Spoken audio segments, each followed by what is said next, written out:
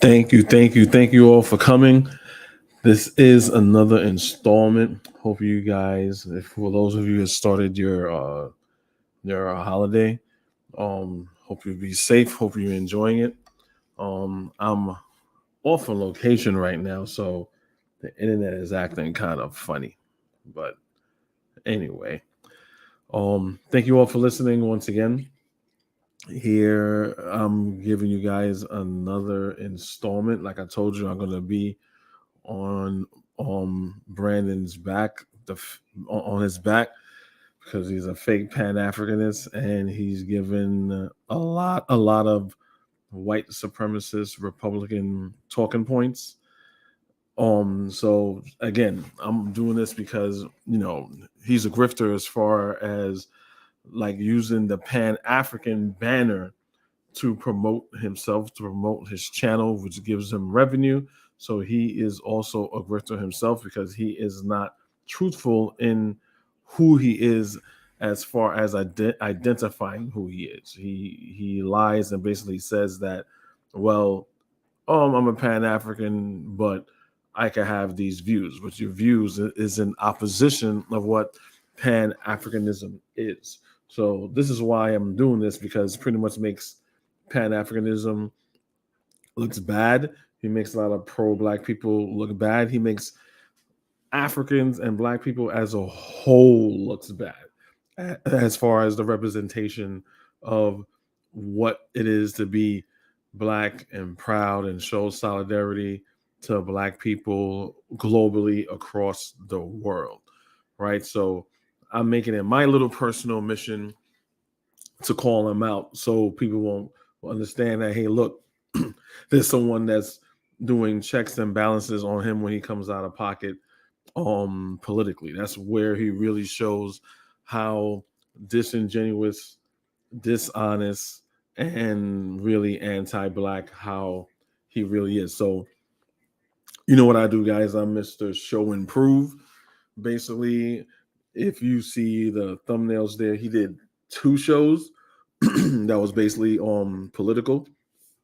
And I'm gonna, as always, gonna talk about those 2 shows of what he did and really how he really just showed how just again, I'm not gonna go through the whole show because the lies is like they keep coming and coming and coming and coming. It's so much to keep track of. I can't even keep track of it. For like one show, I'm probably spending like 5 hours just debunking all of the lies that he just continually just spew. So so the first show I'm gonna start off with is the one that he did right here. And this is the one Black Lives Matter leader now supporting Donald Trump. So I'm going to start off at this mark right here. So basically, you see right here, he's, his whole narrative here is to see that, now that Black Lives Matter leader, right, has seen the orange light of Donald Trump caring for Black people, even though Black Republicans, Black MAGA cannot show you anything really of Donald Trump doing anything substantial for Black people as a whole. Pretty much Donald Trump is doing a form of the Democratic version of, how should I put it, of pretty much just giving them like little trinkets and well wishing, and oh, let me give them a little bit of this, and they think I care about them. Only thing I know that Donald Trump has done for individuals basically will be letting a bunch of rap niggas out of jail. That's it. You know what I'm saying? So with that alone, he cares about black people as a whole. Okay, fine. If that's that what you're gonna hang your hat up on. So basically, he's gonna start here with Jimmy Dore, as Jimmy Dore is a partial, unbiased person. Jimmy Dore is pretty much a piece of shit. He used to be on a liberal platform called TYT. He left from there because of sexual harassment, disinformation, and stuff like that. So he really didn't fit that frame. So that's what's going on right now when it comes to Jimmy Dore. So Jimmy Dore is kind of a grifter too as well. He tries to play the middle, but in reality, he is more towards the right. So let's start off with Brandon's lies. Else is offering you anything. Joe Biden is currently giving the money that could be going, the money that they said they did not have to give you reparations with, is now being shipped across seas to Ukraine, Israel, and whatever other country decide to go to war. It's I always bring up this episode of Martin. And I mean, he could say that, but according to the Republicans, Trump doesn't get in any wars. Which again, I'll tell you that later. So let's go with his premise. We're in wars right now, right? Trump hasn't been in any wars. So why haven't Trump given black people reparations? He had a term. He had a full 4-year term, and he gave black people nothing. Right? Republicans, black Republicans like to say, well, oh, he promised us a platinum plan. Yeah, he promised a platinum plan after being impeached like twice, doing all that criminality in office, as well as January 6th. So of course he's gonna try to say anything to get votes, right? But for 4 years, 4 years, he's been in office and he didn't promise us anything close to that. You know, Dragonfly, the karate nigga. Remember when Kenji was like, yo, his student was like, hey, yo, Dragonfly, you've been owing me money for about 6 months. Can I get my money? That you know what Dragonfly told him? Dragonfly said, I got your money, punk, but I ain't gonna give it to you. Then he said, as a matter of fact, I'ma buy everybody in this hoe drinks on me. And what that was what Donald Trump was doing for the whole 4 years. Like he doesn't know he's shooting himself in the foot, both feet, then shooting himself in the head. Right? He's making it sound like Donald Trump was never president. He made it sound like Donald Trump didn't have an executive power of a stroke of a pen where he could just do all this. Like he's not making any sense. He's like but I ain't giving you your money, punk. That's black folks. We are literally getting hoed politically. We sat up. Do you realize? I just need you to ask a simple question. Do you real? I need you to answer a simple question.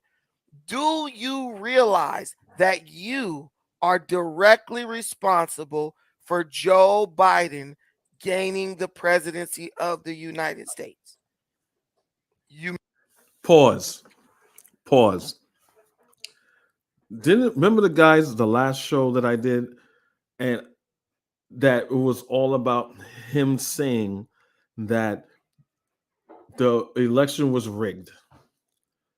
And he gave you a whole diatribe of why black people in Fulton County, Georgia, and other places will not vote for Joe Biden. Because Joe Biden is horrible, he's bad, crooked, Jim Crow Joe, yada yada yada yada. Now he's putting the onus on black people that we are responsible for Joe Biden winning the presidency. He's talking out of both sides of his mouth. This is why that's why I'm saying this guy is extremely disingenuous, dishonest, or he's just plain stupid. He probably told so many lies he can't keep up with his own lies. He can't. He politically he's always on the right, but his accusations and everything always changes. It shifts from the right. You cannot just say put your flag in the ground and says there was election fraud, right? Then at the same time say, well, these people, the voters, are responsible for this guy being elected, for on Biden being elected. Like, which one is it? Which one is it?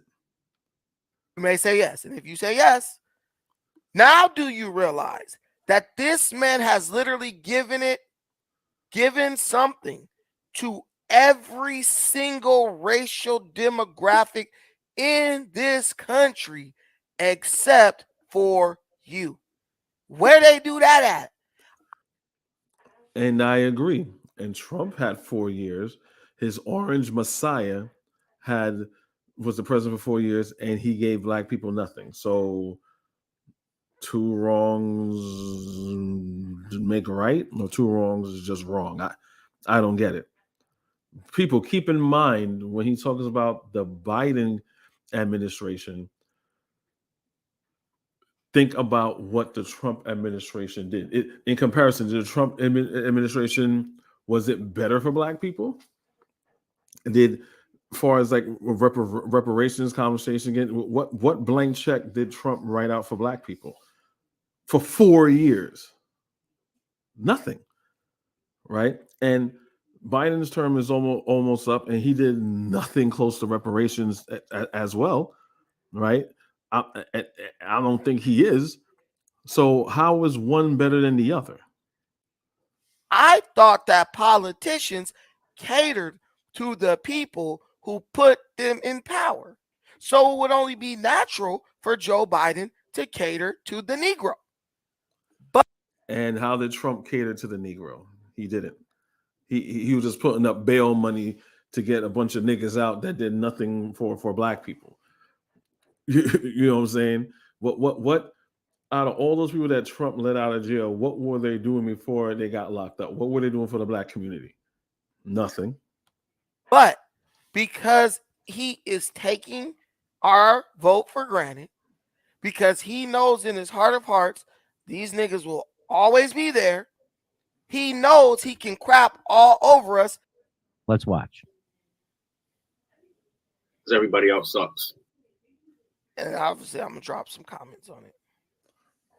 So, breaking news: Black Lives Matter founder, chapter founder from Rhode Island. Black Lives Matter chapter founder from Rhode Island. So again, the title says, as you see right there, it says Black Lives Matter leaders, plural, not singular. Black Lives Matter leaders now supporting Donald Trump. He's lying, or he's doing clickbait marketing on this post. So already his source is Jimmy Dore the whore, right?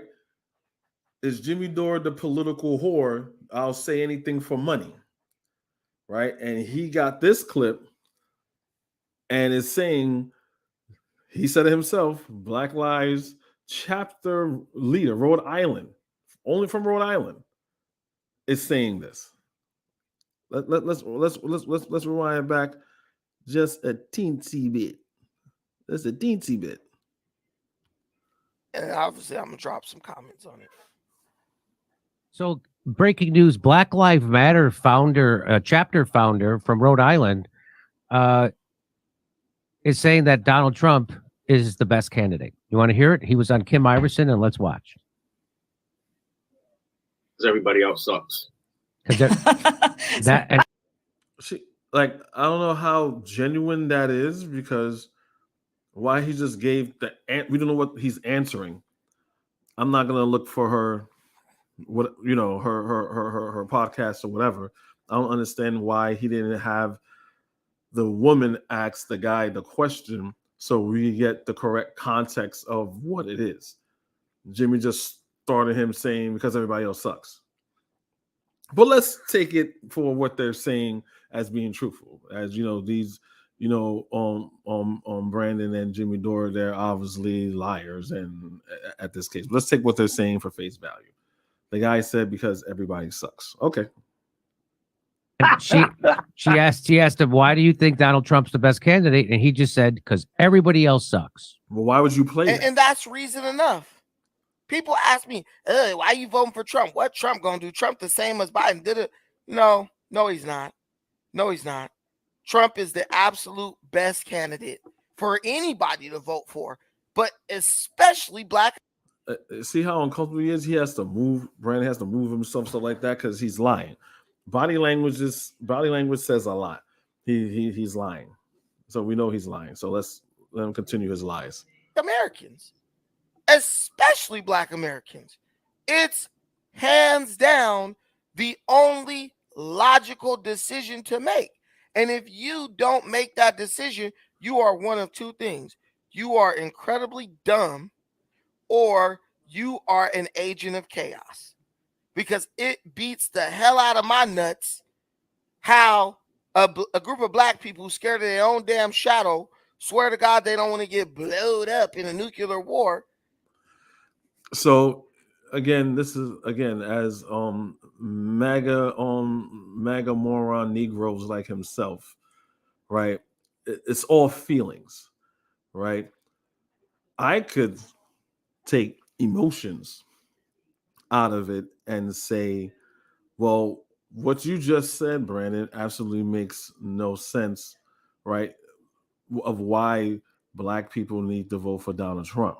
And it's been years we had this conversation, and Donald Trump just adds almost every day more reasons why I shouldn't vote for him, right?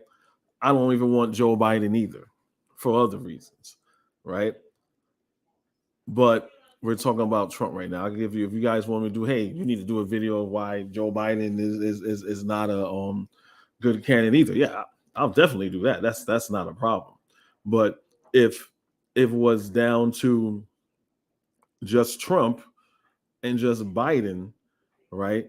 As far as like who would you want to be president, it will be Joe Biden because yes, of Trump. But do I want Joe Biden running now? No. I don't want not Joe Biden running now. You know why? Because if Joe Biden was to run right now, Trump would probably win, right? So I will want another candidate on either side, right? I would even want Vivek. Give me Chris Christie. You know what I'm saying? So like someone else on the Republican Party. Not even Nikki Haley, but again, I don't like her either, but somebody besides Trump. Pence is out the race, but even Pence, I guess, right? On the Democratic side, like any progressive or anybody, just anybody besides Joe Biden almost at this rate. I'm able to say that because I'm not in a cult like Brandon. I'm not in a MAGA cult like him, where it's either Trump or nobody else. You see, they don't give no other options, right? There is no other option. So I could give you the reasons why I don't want Trump to be president, because he's anti-black. He's anti-black. He wanted Black Lives Matter lead on people for the Black Lives Matter people shot. Central Park 5. Even up to this day, he said there should still be the death penalty. New York doesn't have a death penalty, so he wants a death penalty to be on the books just to kill those black people, right? He's almost gotten us in several wars, right? That was averted through. I mean, Trump doesn't like him now, but even though I don't like him, but at least these are some respectable Republicans that they avoided. So he almost caused World War III with Soleimani, killing Iranian general. He almost got us in war with China, saying he's gonna, blow up China and all that. And they had to tell China, don't listen to the president, don't listen to the president because he's a child, right? What else? Tax evasion. He's dishonest, right? Trump University. He's a grifter, right? He lost. He had to pay money back on Trump University. He's a pedophile. He's a rapist. He's a liar, right? Banging on porn stars while his wife is pregnant with his son. Like, I can keep going on and on and on and on and on and on and on. Why he's a disaster as a person, he's despicable as a person, and his how he is internationally, his international policy, right? And just his policy alone. So there's no good sides of Donald Trump except for he's entertaining, right? He's entertaining. That's it. If he was just a comedian or he just stuck to TV, who cares? But anyway, just to answer his question. Continue to go against the only candidate who is focused on ending all the senseless wars.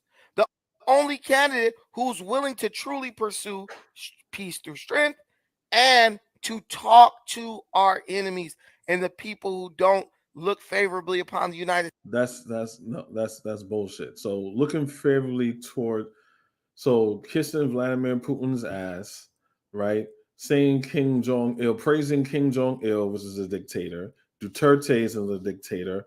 The far right winger in Brazil, I forgot his name. Maduro. I think it's Maduro. Maduro, right? He likes all these dictators and far right-wing zealots, right? There's the difference between diplomacy and admiring someone like that. But it's Donald Trump. Of course, Donald Trump would admire something like that because he tried to do a coup. He tried to do January 6th. So if you try to do a coup, do January 6th, you want a dictatorship because that's why you admire them. It's so easy to connect the dots. States to at least try to at least make an attempt to find some type of common ground. Why would you vote against this person for a guy who is an absolute war hawk? Donald Trump, cream of the crop. How, again, more lines. How is Joe Biden a war hawk? How did Joe Biden start? What Joe Biden had to do with Ukraine? About Putin, Trump's boy, invading Ukraine, when Putin always had his eyes on what? On who? On Ukraine, because Ukraine used to be a part of the Soviet Union. So what Joe Biden has to do with that? What did Joe Biden have to do with Afghanistan? Right? What does Joe Biden has to do now with Hamas? Right? And Israel, the attack on the Hamas attack and what happened in the beginning of October, and the ethnic cleansing of Israel. Well, yeah, Joe Biden does have something to do with that. Yeah, just true, because he's not going to check Netanyahu and the president of Israel and stuff like that. So yeah, but it's U.S. policy for United States to support Israel. You're right, the Israelis, saying it's a white power structure, right? So of course it's going to be their interest to support a white power structure in the middle of a black and brown area, because the people who are in charge, if you look at the Israelis, who's in charge of the Israeli government are obviously white people, white faces, are obviously Zionists. So yes, Joe Biden can do something about that, but Joe Biden's not going to do anything about that, not like Trump, because Trump moved the embassy. It's like, I'm going to move it to Israel, and it's going to be Israel now and stuff like that. So another reason why Trump almost caused World War III. So those are 3 instances of this year's presidential campaign field. That's according to Black Lives Matter chapter founder. Here we go. Is he just the best of a bad group? I mean, is he not that great either, but he's just like better than the rest? Well, I like Trump, personally. And I think right now who we have. He likes Trump personally. As a black man, why do you like Trump personally? Is one thing to say, hey, guy's a politician. I like this guy as a politician, yada yada yada. Because everyone know, politicians really don't say what they mean or mean what they say. They're gonna backslide or do something like that. Why? Because that's their job. They may be nice people, depending what policies they uphold or not, but they have a job to do. So you may have some people that like, hey, look, for example, Bernie Sanders. Bernie Sanders is not a Zionist. He condemns what's going on in there, but he's not the first person, or he's not really big on condemning what's going on in Israel. You know what I'm saying? So that's a perfect example. You're not vocal about it. So as a person, you may not disagree with it, but you may agree with them. But as a politician, you be like, yeah, they're a politician. But he said he likes him personally. Like, hey, look, I would want this guy to be my friend as a black man. Donald Trump, who don't care about people like you, who thinks you're less intelligent, right? Remember, there was a story he was dating some mixed mulatto chick or whatever, and she said, "Oh, she's intelligent. Must have got it from the black side." You guys could Google that, right? If you are a part of Black Lives Matter, so you're in the Rhode Island chapter. Rhode Island, mind you, again, Rhode Island is the smallest state in the United States, right? It's the smallest state in the United States.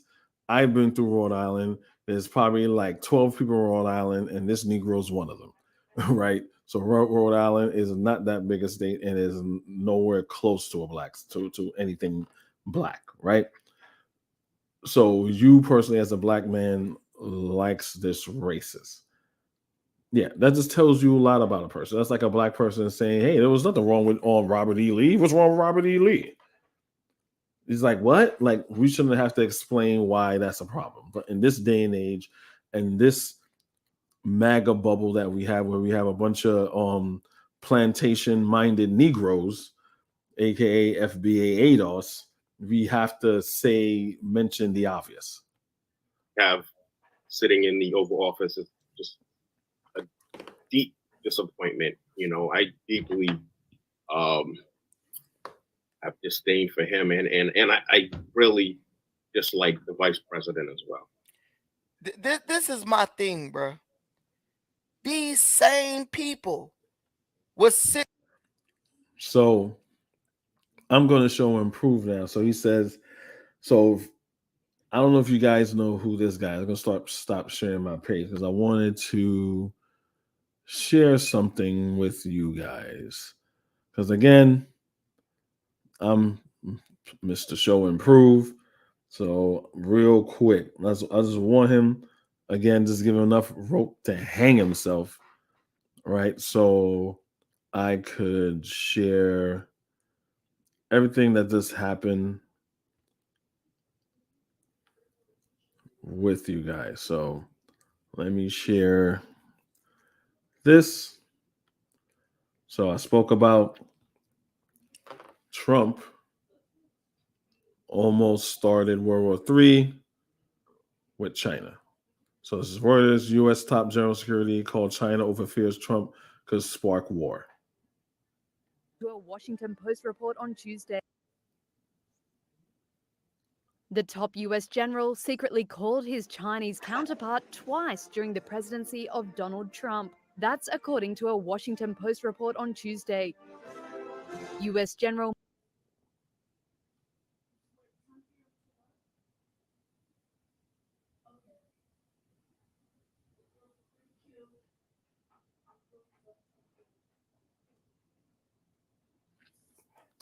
Oh man, the internet brown hair is really bad. I don't even have my. The top US general secretly called his Chinese counterpart twice during the presidency of Donald Trump. That's according to a Washington Post report on Tuesday. US General Mark Milley, chairman of the Joint Chiefs of Staff, called General Li Zhuchang of the People's Liberation Army on October 30th last year Mark Milley also, remember, that's his Joint Chief of Staff. Remember, Trump had all these great things to say about him, and then Mark Milley like resigned and was calling Trump an idiot and a child. It cannot be controlled. This is what they want. Again, Brandon and all these other MAGA clowns saying he is the best choice. Someone who always poking the bear to start a nuclear war. China is up there with us as far as nuclear capabilities, right? As far as that's like China, Russia, certain Middle Eastern countries have that. You do not just start talking shit to these people, they don't got something for us. And again on January 8th, 2 days after the storming of the US Capitol, over concerns that then President Donald Trump could spark a war with China, the newspaper reported. The report draws on reporting from a new book, Peril, based on interviews with over 200 sources. It is due to be released next week. Trump, in a statement, cast doubt on the story, calling it fabricated. He said if the story was true, Milley would be tried for treason. Milley's office declined to comment. Republican Senator Marco Rubio called on President Joe Biden, a Democrat, to immediately fire Milley. The White House has declined to comment on the report.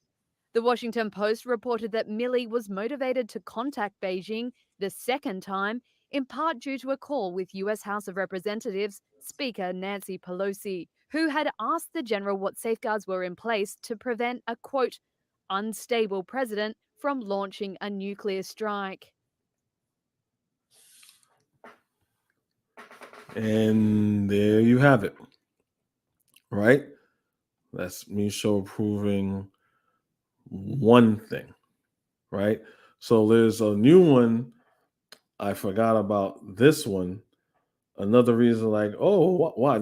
Donald Trump is the best choice. Again, we're talking about foreign policy, and he just lied saying that Trump's not going to try to get us into wars, right? While threatening war on China. Threatening war on China, but Trump's not going to get us into wars, and all that nonsense. And here we go. So you got the classified documents case. You got that. You got the classified document case where he has it in Mar-a-Lago in an unsecured place where people just come in anytime and just pick it up, right? And I don't know if you guys heard this story right here, where Trump was telling nuclear secrets to an Australian billionaire. Right there.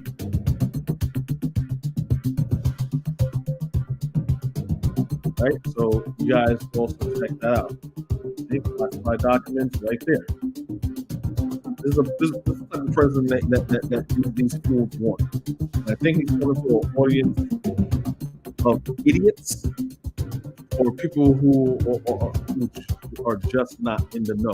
I don't know how any intelligent person could say all the things that he says kind of with a straight face. So, yeah.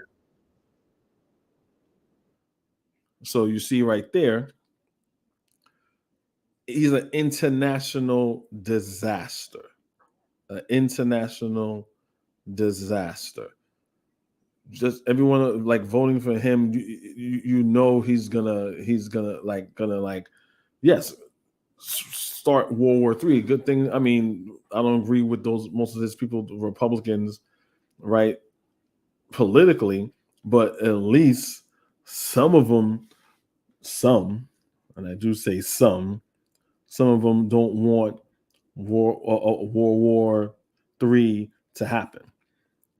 You know what I'm saying? They don't want World War III to happen. Also, you also had, I'm trying to find here, you had a guy called Michael Bolton that also served on the Trump campaign.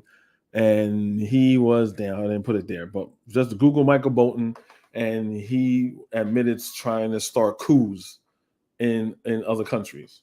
If another country know you're trying to start a coup, that's bad blood between you and the country, especially that country have military capabilities, right?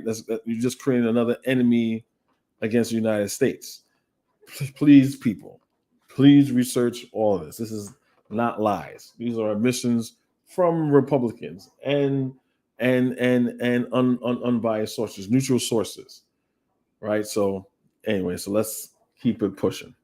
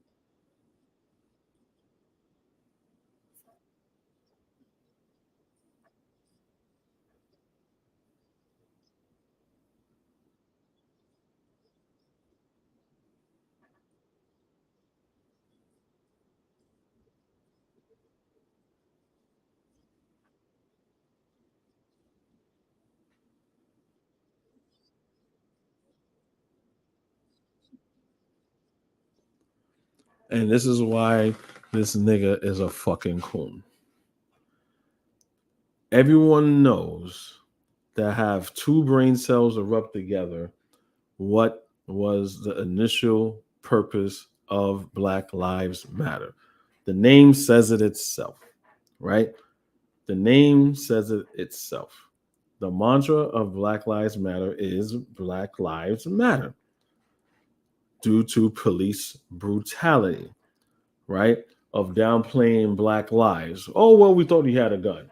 Yeah, but his life is not worth enough to make sure that he had a gun, right? You got your Timor Rice. Well, they said some suspicious black man was playing in the park, just shoots them. Mike Brown, all these other people, right? How he was talking about how calling George Floyd a crackhead, not a black man that was killed by a racist police officer. No, he's just a crackhead. So you demean his life, right? Crack was introduced by the Republican Party. The whole war, the so-called war on drug campaign. Which he knows and he admitted one time. But the Republican Party is just the best party. Yada yada yada yada. Jim Crow Joe, yeah, blah blah blah blah. Jim Crow Joe. Joe Biden is a liberal and all this dumb shit. And we all know Joe Biden is not a liberal. Joe Biden is center. He's not even center left. He's more on the right. Joe Biden pride himself on working with racists. So the crime bill and stuff like that, yes, that was a Republican. That was a Republican bill that was pushed, and you had Democrats that supported, along with Hillary Clinton and Joe Biden. And Joe Biden was against busing. Why he was against busing wasn't a policy that he put forward. He was supporting his Republican colleagues, right? So any fool or Negro that says, "Oh, Jim Crow Joe," and they want to be a Republican, they sound like a fucking fool. Yes, Jim Crow Joe, but you're a Republican. Where do you think that policy came from? Democrats jumped on board with the policy because that was the thing, right? That was the thing back then that they thought they needed to do, as racist as it is, right? The Republicans are not saying, well, oh wow, we made a mistake. We shouldn't have did that. At least Hillary Clinton, if you believe her or not, said, well, that was bad. I shouldn't have did that. That was horrible. Republicans will not even try to say something like that because black people are backwards, black people are bad, black people are evil, black people are what Hillary Clinton called back then we need to bring them to heel. They're predators and all these other things. But Republicans are the best choice. And it's George Floyd. He's just a crackhead. Who cares? I hear black people say this. Black Republicans are saying this. No matter what you talk to a black Republican about George Floyd, they demean his life by saying, well, he's just a crackhead. Who cares? Y'all want to be mad over a crackhead? He's a black man, but he's supposed to be a Pan-African. So his version of Pan-African, you could throw away black people, right? Yeah, throw them away, especially if they're killed by white people. They killed by racists, and they killed by white people. Yeah, there's just a crackhead. Who cares? That's Pan-Africanism to him. That's a form of I don't know what type of form of Pan-Africanism that is, where you just not even throw away black people, allow black people to die just because you feel they have no intricate value, right? I know people that's addicted to drugs, right? I know people that's addicted to drugs. And the thing is, he wasn't even high on drugs. Anyway, I'm gonna let his coon ass finish this up.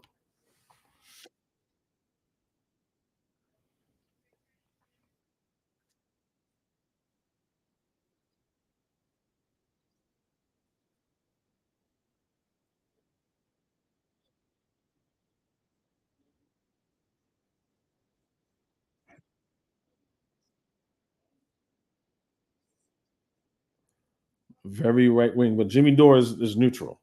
Okay, sure.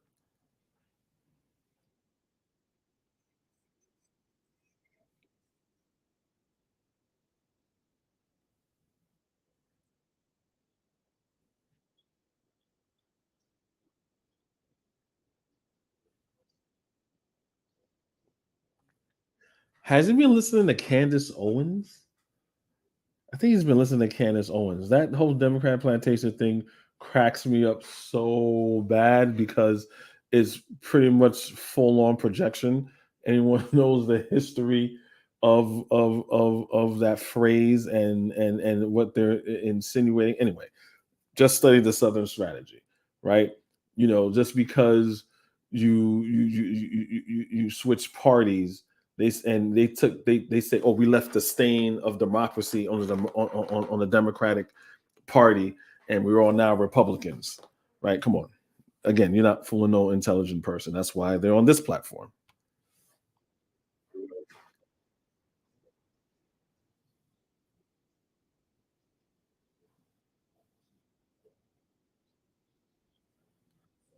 So he's gonna get out. So he's in the overseer's quarters.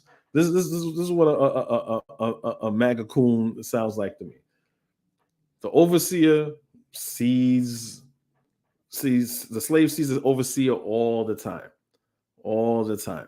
So they feel, wow, the overseer, wow, he be whipping our behinds in this cotton field and this cane field every day, right? In this tobacco field every day. You know what's going to be better? If I go to Massa House, get off the plantation and go to a nicer part of the plantation, goes in the big house. I'll be there. I'll wear nice clothes. I'll sleep in the attic, maybe the basement. Remember Malcolm X on speech on the difference of the field Negro and the slave Negro, right? They think that's what they're doing. They think me being at the head of white supremacy, me being at the head of that system, that plantation system, is going to be better. Being in the house is better than being in the field, but you're still on the plantation. How you feel that you're better because you're in the house versus the field? Because you got some nice clothes on, you eat master's leftovers. Like this is ridiculous. This is their thought. This is their mentality. This is their idea of political, social, economic liberation. I'll just eat with massa. Why y'all niggas out there in the field with the overseer?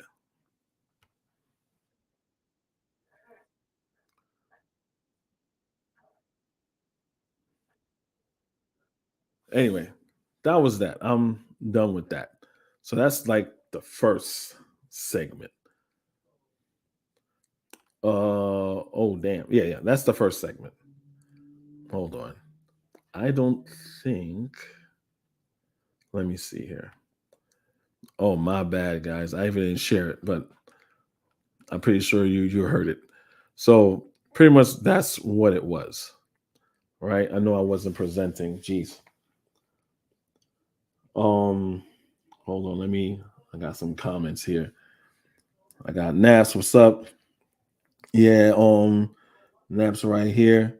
Saying, did you watch Roland? Either that BLM character, yeah, and yes, the crime bill was bipartisan. Yes, it was a bipartisan bill. It absolutely was a bipartisan bill. So it's like, yeah, you call Jim Crow Joe all you want, that's fine, but you can't plant your flag on the Republican side. No, it was a Republican bill that was presented, and it got passed, obviously, because it was a bipartisan bill. Everyone agreed on it. Y'all showing receipts for the Clintons and Joe Biden doing it, but no one says that policy was. No one's mentioning that that policy was initially done by Republicans. You know what I'm saying? So yeah, that's absolutely true. What's up, Naps? What's up? Yeah, I said that. What's up, my brother? How you doing? I'm doing good. You know what I'm saying? So yeah, so that, like, again, I'm trying to go through the painstaking task of going through Brandon's videos, but it's just so many lies and deception. It's like, wow. Like, I understand freedom of speech, freedom of ideas, but this is you lose brain cells on just listening to that. And sometimes you have to, and that's all you hear, and you know better. You questioning your sanity. You're like, am I wrong to think like this?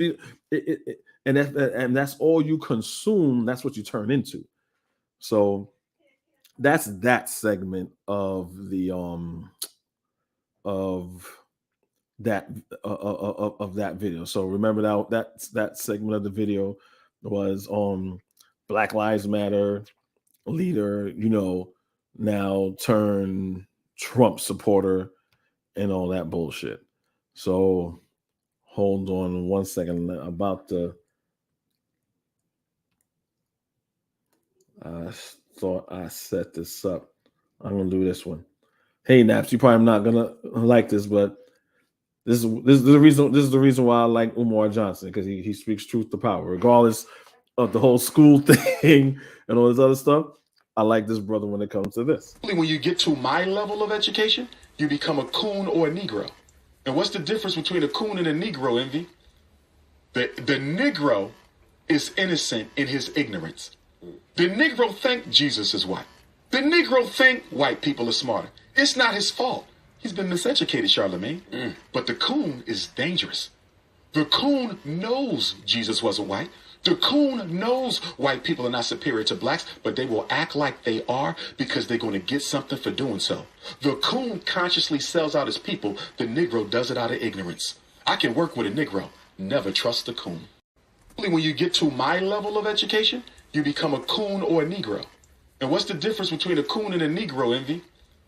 The Negro is innocent in his ignorance. The Negro think Jesus is white. The Negro think white people are smarter. It's not his fault. He's been miseducated, Charlemagne. But the coon is dangerous. The coon knows Jesus wasn't white. The coon knows white people are not superior to blacks, but they will act like they are because they're going to get something for doing so. The coon consciously sells out his people. The Negro does it out of ignorance. I can work with a Negro. Never trust the coon. There you go. There you go. And I'm doing this for all the Negroes. Fuck the coons. I'm doing this for all the Negroes. All right. So that's that segment. So right now, the second half of this video, this podcast that I'm doing, stream that I'm doing, is a second video where, again, he shows how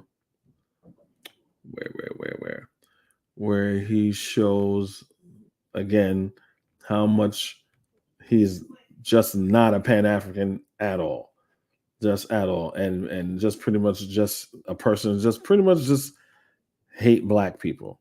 But when you're a Republican, like so he's gonna get all so-called biblical as a Pan-African. I don't understand anyone who just divulge in Christianity, or slave religion, that's Christianity. I understand that's how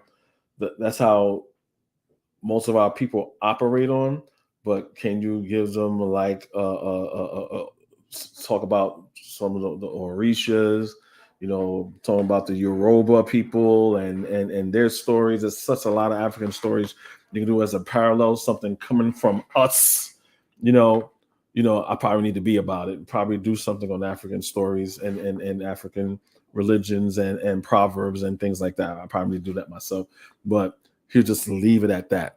So again, as you see right here, we're going to be on this section again.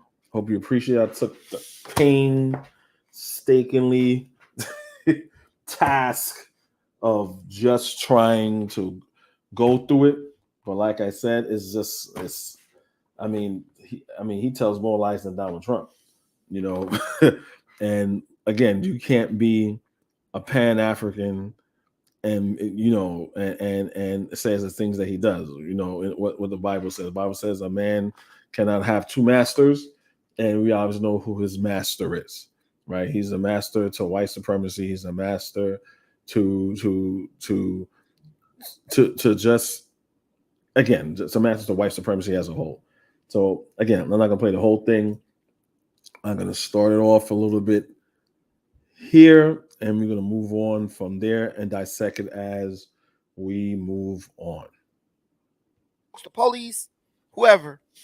But somehow we rationalize this damn drug addict's death.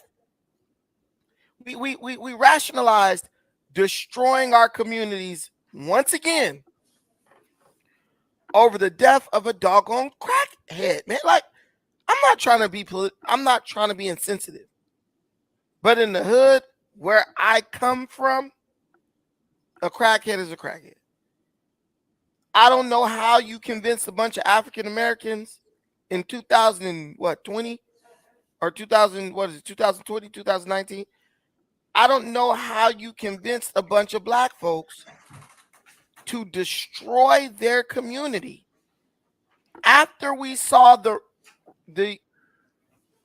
So again, like I told you right here, he's devaluing a black life that was taken violently, a black life that was taken just like a lot of black people's lives that unfortunately that were taken through the hand of the cops. And for him, a crackhead is a crackhead. Well, yeah, we all know a crackhead. You know what? I already went into that, I'm not gonna go into it again. Like, this dude is a fucking piece of shit. It's fucking despicable. I have a friend. I think I told you guys I had a friend that I grew up in high school. I knew of him, but we weren't really that close. You know what I'm saying? Like, we say hi, what's up, whatever. We had the same friends or whatever, right? And this was around when the whole prescription drugs thing was going on. It was like an epidemic, and all the white people was like, "Oh my god, it's horrible, these prescription drugs, and people are getting hooked on it. Oh my god, this is a crisis. We have to deal with this. What the hell is going on with our government?" And what everybody did, everybody got on board. It was like, okay, this is a mental health issue, not mental health issue. This is a crisis that we have. These people need help. And I remember, I think we were on Facebook, and he was like, "Yo, fuck all of y'all, this, that." He said, "My father was on crack." Thank you, Republicans. My father was on crack. We knew he was on crack. We tried to get him help. There was no one there to help him. Only the help they gave him was cuffs and a jail cell. There was nothing there, right? So he's like, "Fuck all y'all." Now you want to talk about mental health now because it's affecting white people now. These drugs are affecting white people now, right? So he's saying, "Fuck his father." We all have family like that. I dated, mostly Americans, but I dated people in their family, shorty's cool, whatever.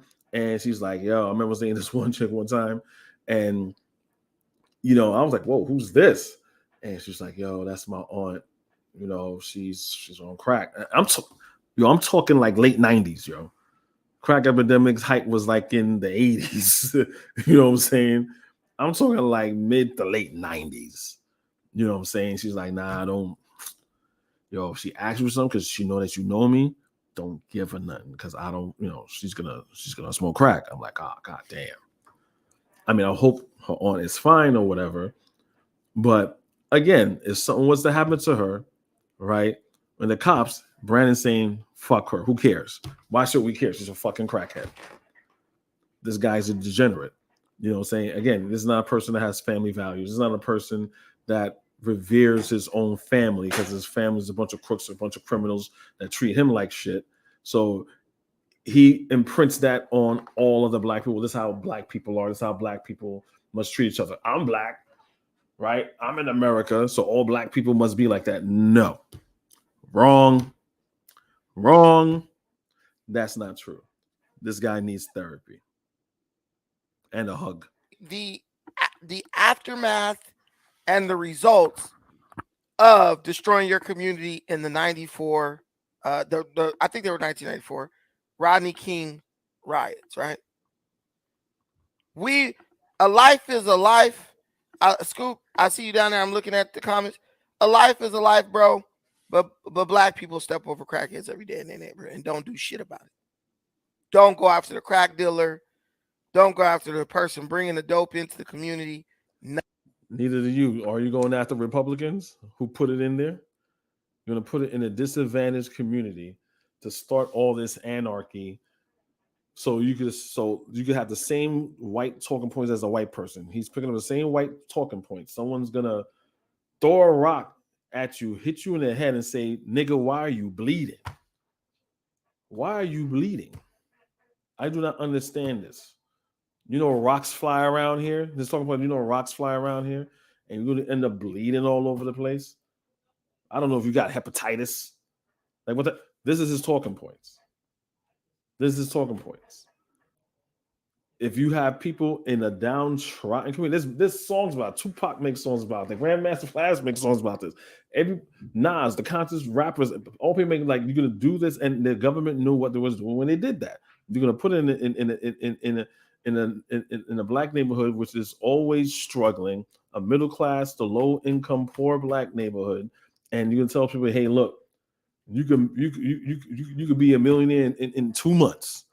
If you do this. Yes, it's killing other people. No, I'm not condoning it. But when you have people up against a brick wall, economically, they're going to do that. Everyone knows that his Republican talking point is that black people are backwards, black people are dysfunctional, black people don't care about themselves. That's their whole thing. But everyone knows any group of people, race, color, creed, or whatever, are at a lower economic status, always will go to criminality. They will always go to criminality, no matter if they're black, white, indigo, or polka dot. They always will go to that. That is just, matter of fact, if you understand criminality, that's what it usually is, right? They always say people, because if that's a lie now, I gotta talk to him like a white man, because this nigga's a Negropean. I'm gonna talk to him like a white man. If all black people are that backwards, and black people don't give a fuck about crackheads like you, right? And black people's always doing criminality. How's come Oprah Winfrey didn't knock over a convenience store? You know what I'm saying? How's come Tyler Perry didn't carjack a nigga? It's in us. So we can only fight our niggerdom, our niggertree for only so long. We gotta do something, we gotta do some type of blue collar crime. It has nothing to do with me not having opportunities, and in this white supremacist society that some of us are not strong enough to overcome, that fall into this. It has to do with you just being niggas. That's it. Y'all just niggas. Why have Michael B. Jordan B. Jordan did some credit card scams? I want to know these because he's talking in general. He thinks about black people like this in general. And I will talk to him like any race. If what you're saying is true, sir, let's say what you're saying is true. You know what I'm saying? Why have Maya Angelou ever hold herself out? Why hasn't she? Why hasn't why hasn't Holly Berry, you know what I'm saying, was out there on slinging pussy? Like she's half black, so she should at least something like that, right? Why hasn't Tyra Banks did that? I mean, I could keep going on and on and on and on and on and on and on. Nothing. You can tell yourself that you care about crackheads and that the black community cares about this and this, but you're just telling yourself that. Me, I'm talking about reality, not. See how he ignores his audience and say they're not in reality. No. You're denying their reality. If my grandmother said, if yeah, that's how you feel. Understand how you feel, right? But if everybody is telling you something else other than you feel, should you at least consider that what they're probably saying is true? Besides how you feel, he's not that intelligent or mature to think that way. He just says, out of hundreds of dozens of people, you all are wrong. I'm the one that's right. That's a dangerous person. That's a person who is, you see how people say, oh, you got these old fools? Old fools used to be young fools. And he's a young fool. Wishful thinking. But somehow, black people rationalized placing the life of a damn crackhead at the top of our priority scale. And you know, I shouldn't even say that because it had nothing. It had to do with black life. A black life was taken by the hands of a police officer, and we all know that. Utterly destroying our own communities over that. If a crackhead's life is a life, what about the life of the people who died during those riots? What about the lives of the people who lost their livelihood and the ability to take care of their families during those riots? We can rationalize anything that we do that does nothing but hurt us. So I see that coming in 2024. I see this coming. I'm not a prophet, and I'm not prophesizing. But what I'm telling you is the evidence is piling up. The evidence is piling up. Okay, sorry, LA Rise Nigeria. I was a little kid, guys. I don't remember. Listen. Yeah, so listen to your fucking elders, you fucking idiot. I mean, I'm older than him when that happened, when Rodney King was pulled over. At least Rodney King got out of it. When Rodney King was in his little Honda and they say he was doing 90 something, right? And it was 3-4 people wailing on him with batons, right? That's pretty much what happened. I was like a teenager then. When that happened, and I remember that video. I remember I remember all of that, right? At least Rodney King lived to sue the LA police and got a bag and whatever and stuff like that. But he's doing the opposite Republican talking point. When white police officers or police officers kill a black person and the black person is dead, you know who goes on trial? The dead person. Same thing happened with Trayvon Martin. They're despicable, evil fucking bastards. The person that obviously had no weapon, no gun, no nothing, that person's on trial. That person did something to cause their own demise. Right? Trayvon Martin, why you walking on here so late?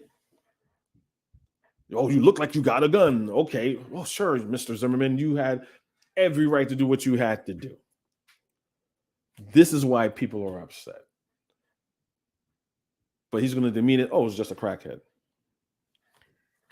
The evidence is piling up against the Democratic Party.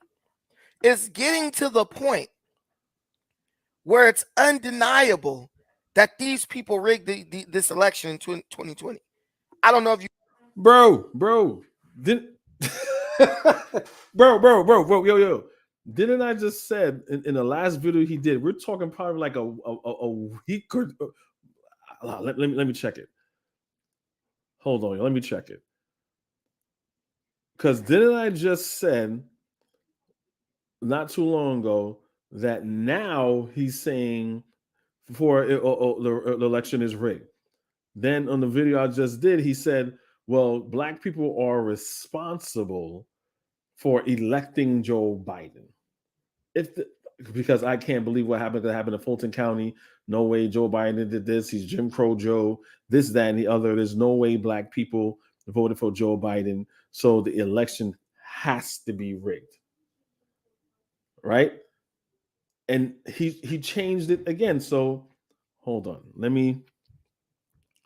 Am I sharing here? You know what? I'm not sure. I am going. Hold on. I'm going to stop sharing. I'm going to show you how he changes his lies and pivot back and forth. Because this he changes his ideology of what happened during the election. First, it was stolen. First, no, black people were responsible. Then it's stolen again. Like, are you serious?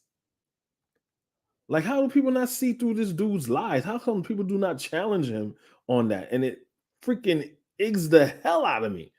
I'm like, what? All right, so here we go. Let's check his page out. So we're right here. So 10 days ago, this is where he said that black people are responsible for voting for Joe Biden. Right? That's what he said right there. You guys heard it. I went on there. That's what he said. 9 days, a day later. This is what we're doing right now. This is what we're doing right now. This is the video that we're on right now. You see that? See, guys, tight shirt on. You see that? A day later, he changes the narrative. A day later, here with the BLM guy, he said that black people are responsible for electing Joe Biden. Then here he says election was stolen. What the fudge? Wow, y'all. And you guys, wow. Yo, I want to debate this dude so much, but he's a fucking coward. Always kicking me off. Even when his audience agrees with me, as you see it right there, he fights his audience. Then he gets mad and he makes him a lie. Well, I have to kick him out. This dude's a fucking, he got talking about Tariq. Tariq won't talk to me. You're no different than Tariq. You and Tariq agree more than disagree. Tariq don't like black people. You don't like black people. I don't even think Tariq would even call George Floyd a crackhead. I don't even think that Tariq, and that says a lot because Tariq is a piece of shit. I'm pretty sure when he was talking about George Floyd, I don't know if you guys can pull something up where he just went in on George Floyd as a person, as a character, mentioning his drug addiction, which he wasn't even high at the time. There's a difference between having something in your system and high at the time. I can smoke some weed right now or whatever, right? And it'll still be in my system like 2 hours later or a couple hours later. I'm not high no more, but it's still in my system. Anyway, I don't even know why I'm trying to justify his black hatred. A day later, y'all. A day later. Wow. This is just amazing. Hold on. I wasn't sharing. Let me share that screen again, man.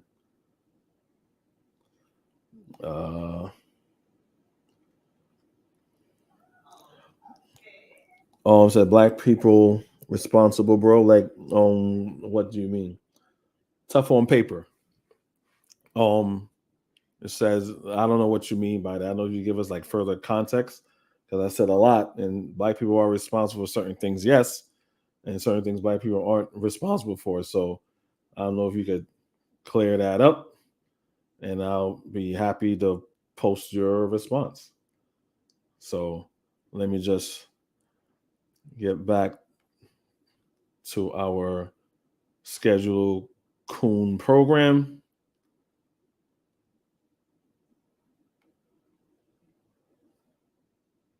Watching the headlines, but they're getting busted for election rigging all over the country at this point. There's some big stuff going on in Arizona right All over the country. Okay. You know what I mean, Mr. Show and Proof? I'm gonna let him talk. I'm gonna let him talk. the headlines, but they're getting busted for election rigging all over the country at this point. Democrats are getting busted for election rigging all over the country at this point. There's some big stuff going on in Arizona right now. Major stuff going on in Arizona right now. But these guys, Big stuff going on in Arizona. Really big, major stuff going on in Arizona. He made me go on the fool's run. I don't know what he's talking about. And he didn't show you any sources. He didn't give you any context, any details, or anything.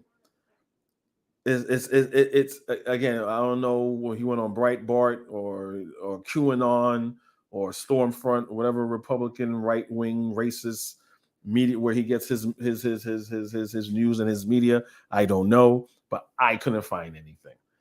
You know what I'm saying? I found when I was looking, I was finding there's investigations going on, but not so much to his credit of what he's talking about. So if you guys can find something different, let me know. I mean, I found other things, but nothing close to what he's saying. But I'm gonna show you one of the things that I found. Here we go. So it's Associated Press, Arizona, because he said a lot of things happen in Arizona. Democrats are getting busted. Arizona County election leader who promoted voter fraud conspiracy resigns. Resign? Why would you resign if we're busting the Democrats, right? And it can't be a conspiracy because it's been proven according to Brandon and probably QAnon that the election was rigged. But Associated Press says he resigned, and it's fraud conspiracy. So let's read it right here. So right here, it says members of the public attended a I don't got my glasses. Corsicana County, Arizona board for supervisors meeting to provide feedback on proposed transfer of election functions and duties to the county recorder. February 14, 2023, in Bisbee, Arizona, Bob Barcelona or whatever, the election director of the rural Arizona county who pushed false claims that voter fraud was behind President Donald Trump's 2020 election loss, is resigning 5 months after being hired. The Barcelona guy submitted his resignation last Friday, September 15, 2023. You know why? Because the shit is getting hot, right? So he must be seeing what's going on in Fulton County. Like, wow, these motherfuckers is flipping. You know, we got 4 people flipping, and it doesn't look good. They're gonna be after my ass next, right? So yeah, he's gonna. Why would he resign? If you are standing on the truth and you have evidence, again, they have no evidence. Over 50 courts, they could have presented evidence and they didn't present anything, right? They didn't do none of that. So why is he retiring? So I want to know from him he said all over the state, all over world, nationwide. And he also mentioned Arizona. If you guys could show me something in Arizona, I would like to see it, because his lying ass didn't really present us with anything. He's just talking out his ass, you know, at this point. So yeah. So let's see what other lies that he's gonna tell us right now. This is all Pan-Africanism, y'all. I don't know what part of Pan-Africanism this is, but according to him, this is Pan-Africanism.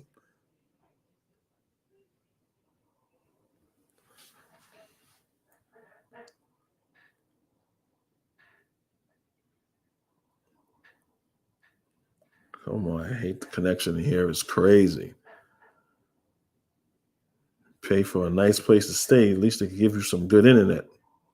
The Democrat, the DNC, is being busted for rigging elections all over the country at every level. Ballot stuffing, all that. Ballot stuffing, all that. Now, remember last time when I did my last thing?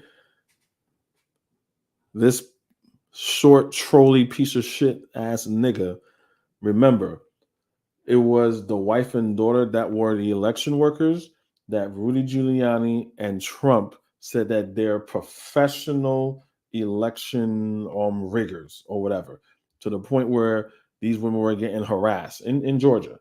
They were getting harassed. They were scared to say their names, that people were going after them. They were getting death threats, racist death threats, calling them niggers, saying they're gonna hang them. If you look at the January 6th hearing, right? You guys could Google that. There will be and these aren't the first time that they worked that election. They did their civic duty for, like, you know what? I'm going to do this. As mother and daughter, that's what they did. Their whole life was changed, was turned upside down, and Rudy Giuliani buckled down that, and he got sued for defamation. And those black women, thank God, won that defamation suit, right? Talking about because if you guys, the famous picture that they're saying, which was where these ballots come from, there were legitimate ballots. Someone just gave them a election worker just gave me, hey, look, these are also ballots that you guys need to process. They just said, oh, it came from nowhere. Who knows where it came from? If you guys don't know, people who work the election you got supervisors that oversees it, right? It's like it's a job that you do. No one's going to have you do a job willy-nilly, and there's no checks and balances, no supervisor or anything. There's Democrats, Republicans, all types of level of people working on every level to making sure that the ballots are handled right and the ballots are counted, right? So they just showing you a picture of someone just getting a bag of ballots doesn't prove that, oh, they got it from somewhere nefarious. So this is the narrative that he is sticking with, ballot stuffing and all that. Again, he is anti-black. He does not like black people. He does not like black women. He does not like, he's still pushing this narrative that hurt these black women. We know that Joe Biden didn't do a single thing for black people for his entire first 4 years, right? There's too much piling up. Okay, so you said Joe Biden did nothing for black people for the first four years. I mean, his term's not up yet. And no, Joe Biden, from what I know, searching, he didn't do anything exclusively, specifically for black people. No. Did he do certain things that we could all benefit from? Yeah. Right? He did. Right? If you guys hold on a second. Real quick. I'm just gonna go some real. Hold on. Okay, he. Tough on Paper responded. So let's see what he got to say. Roland Martin, frat room white, Herbert Humphrey to become vice president of SCOTUS. Okay. I don't understand that.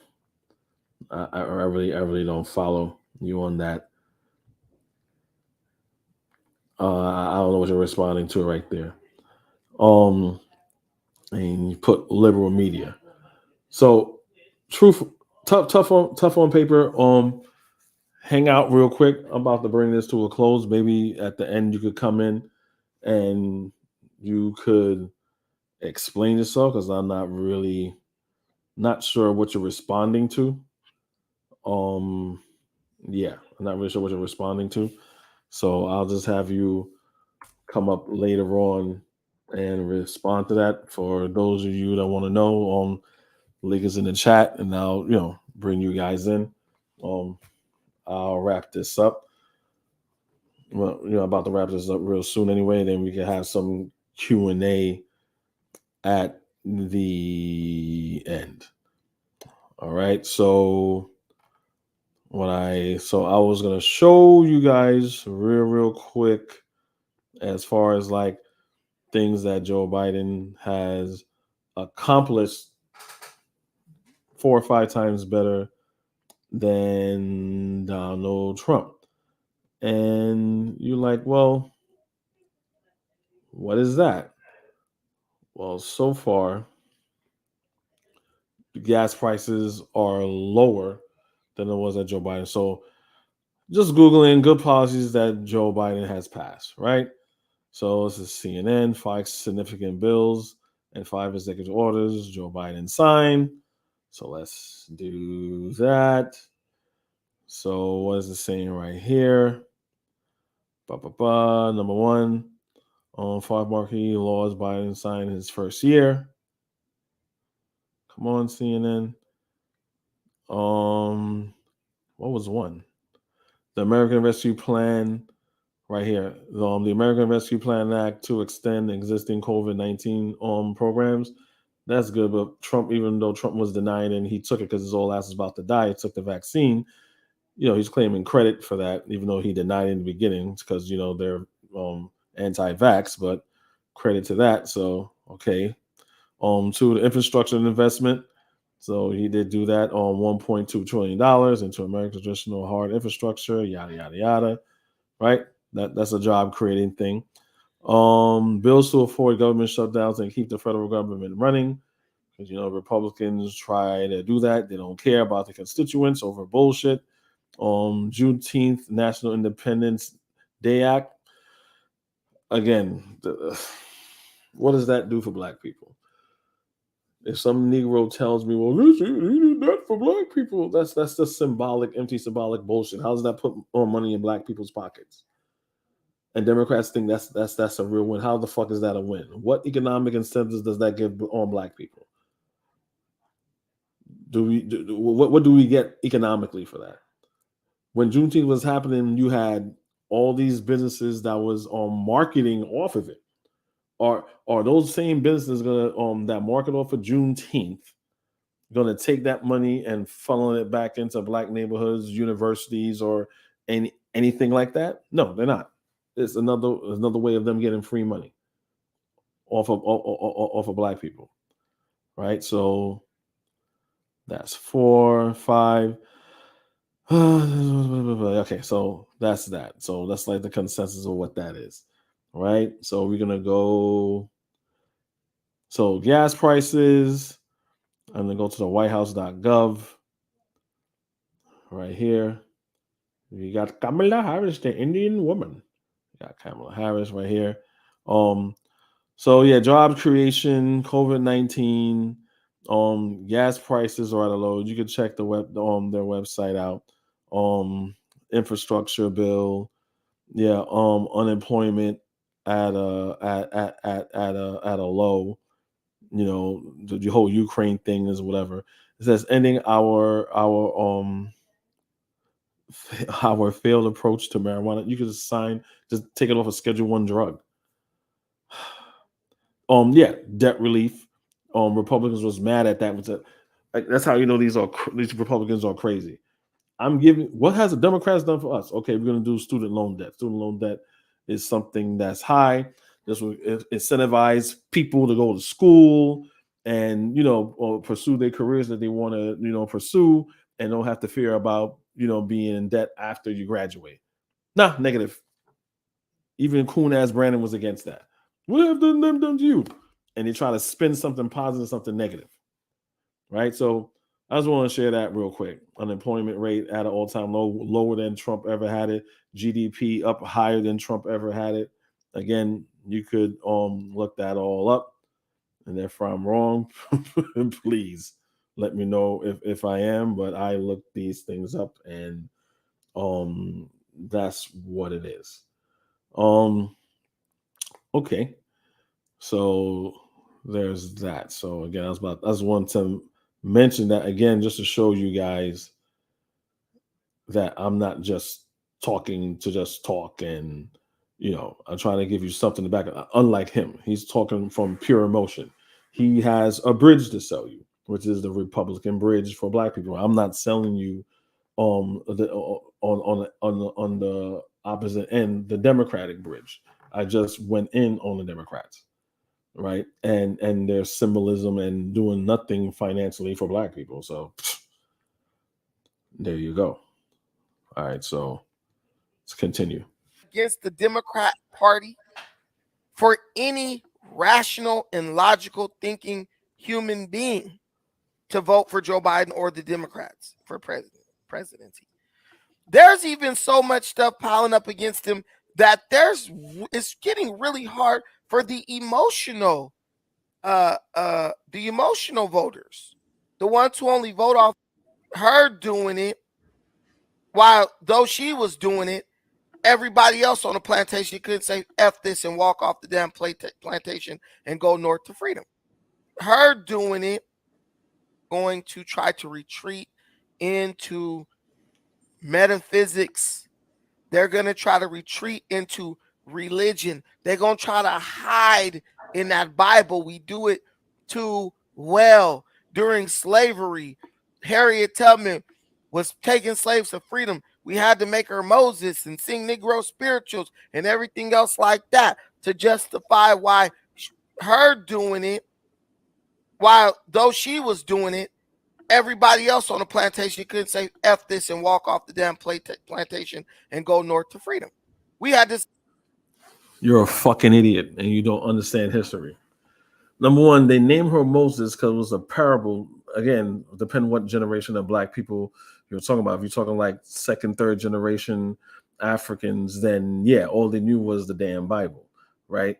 And they called her Moses. That was a parallel of her taken from a place of bondage, which is it's all fake bullshit, is the Bible, was the place of bondage, which was Egypt, into the promised land. In this case, would be the north.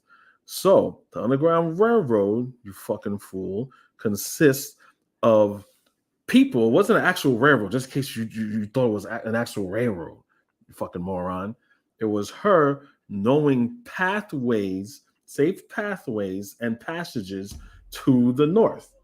Sometimes probably as far as Canada, right? She knew black people and white people along the way that I could hide you here for this longer time. Let's go over here. Slave patrols, we don't go here. This is a good path where we go, where we could be undetected. Stay at these white persons' house. These white people here are Quakers or abolitionists, and they're against slavery, so they won't mind hiding you somewhere on their property in the barn or wherever, or somewhere in the house or whatever. You can spend a night there, and then we could just leave in the night or early in the morning, wherever. That's what she was doing. So any person, black person that values their life, they're not just going to walk off the plantation knowing that they at least have to get past the Mason-Dixon line. They got to get past Virginia. Hopefully they can make it into Maryland and DC and further north. Is just going to walk off and track hundreds of miles and don't know where the fuck they're going. Dumbass. Say, no, my legs work just fine, and I can run just as fast as Harriet Tubman.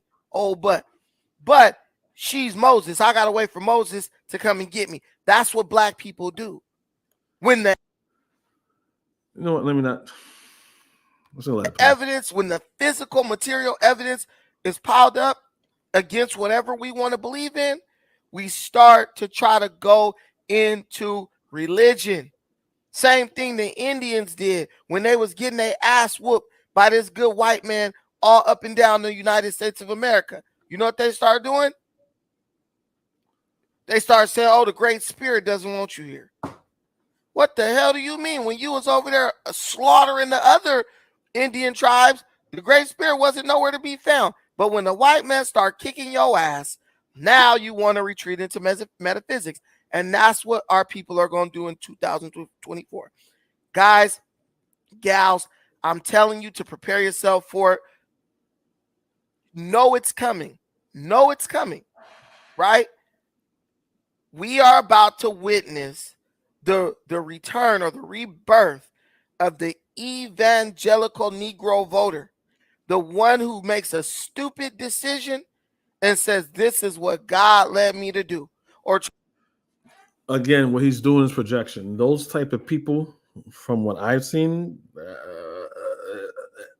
are not that. The evangelical Donald Trump's base, his base, consists of two people: the white evangelicals, right, and the racists, right? And then you probably have, different variations of that. People who are just stupid and just don't know what the hell is going on, really, and they're in a bubble, right? But the bubble, I don't think, is mostly his base. It's the white evangelicals and the racists. That's it. Again, I'm Mr. Show and Prove. I'm not like him. I'm not emotional. I'm backing up what I have to say because this takes work, right? His audience that's taking his hook, line, and sinker are idiots. They take what this person says face value.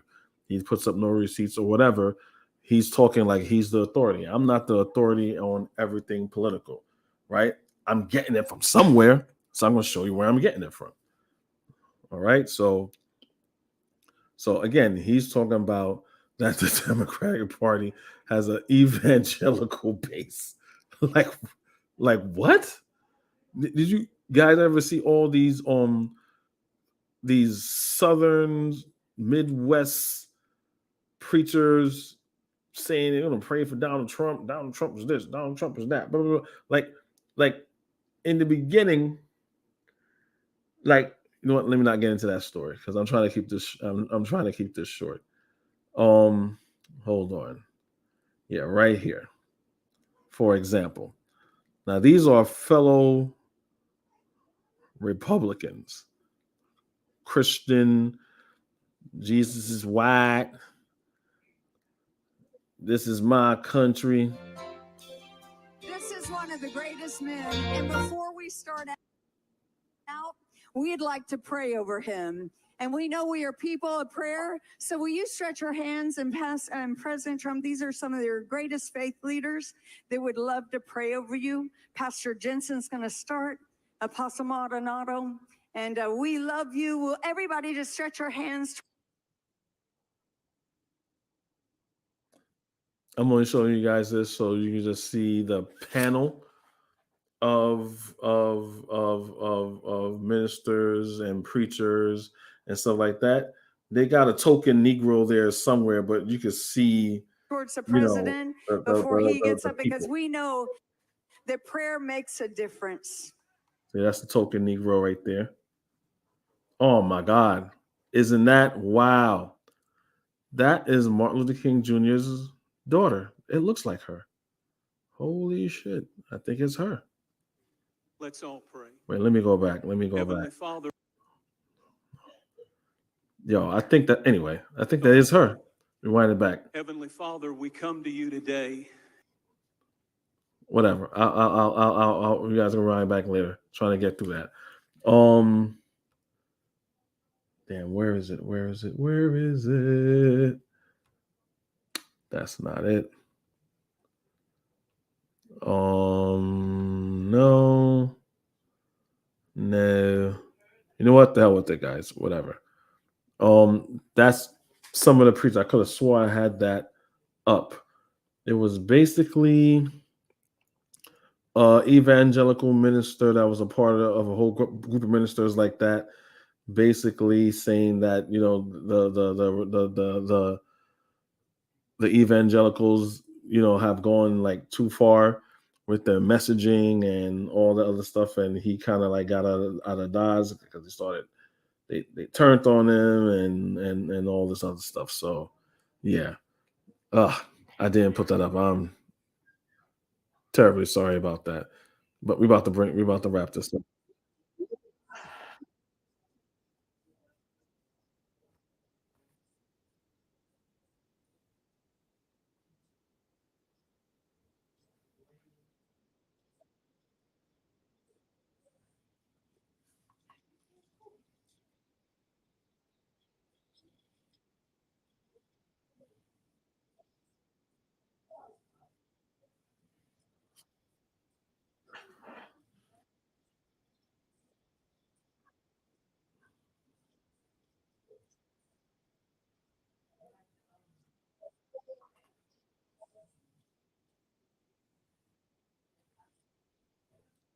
Anyway, I'm gonna be done with him. I'm done.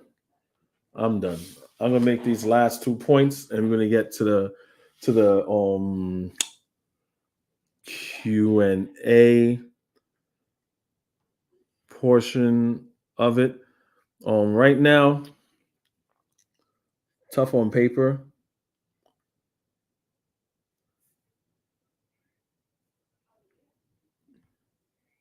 Pretty much. If we if a museum is an event center, it definitely is. It ain't no museum. I mean, tough on paper if you want to. I already put the link in the chat if you want to come up. You want to come on, you could come on whatever, we could, talk or whatever and stuff like that.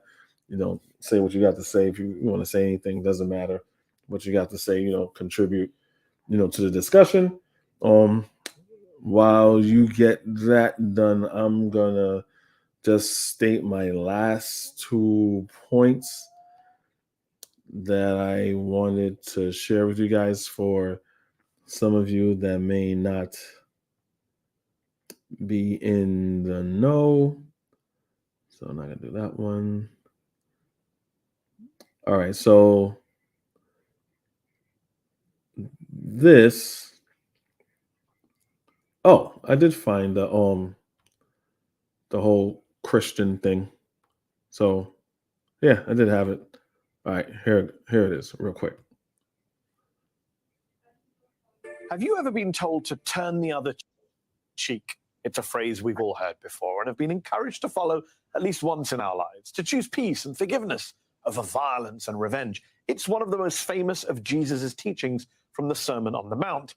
But one former evangelical church leader says he's had a rather disturbing response recently to the turn the other cheek line from several pastors when they quote that phrase in their sermons. Apparently, worshippers are coming up to the pastors afterwards and asking, where did you get those liberal talking points? And when the pastors tell them that they're literally quoting Jesus, the response from their congregants is, that doesn't work anymore. That's weak. And that's according to Russell Moore, a former senior official at the Southern Baptist Convention, in his new book, Losing Our Religion, An Altar Call for Evangelical America. He writes, we have arrived at the point at which for many people who name the name of Jesus Christ, Christ-likeness is compromise. How did this happen? It's an excellent and important question.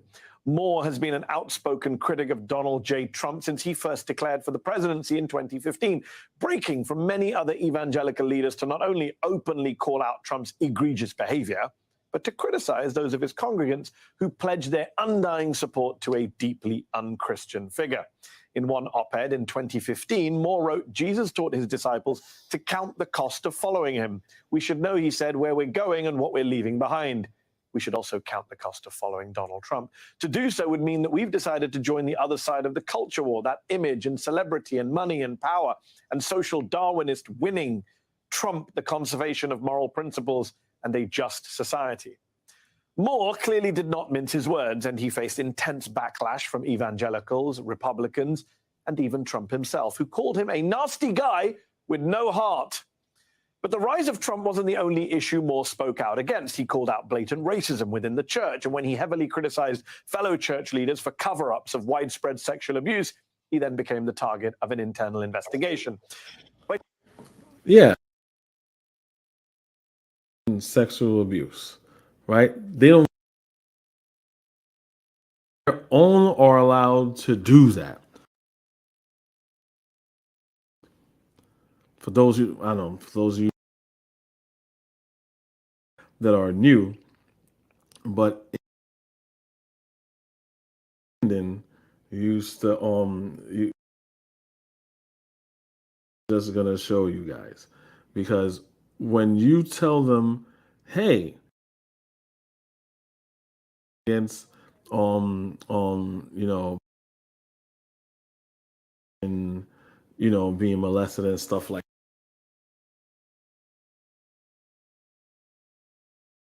that, Donald Trump, right, to fuck his daughter if on 11 12-year-olds, and oh man,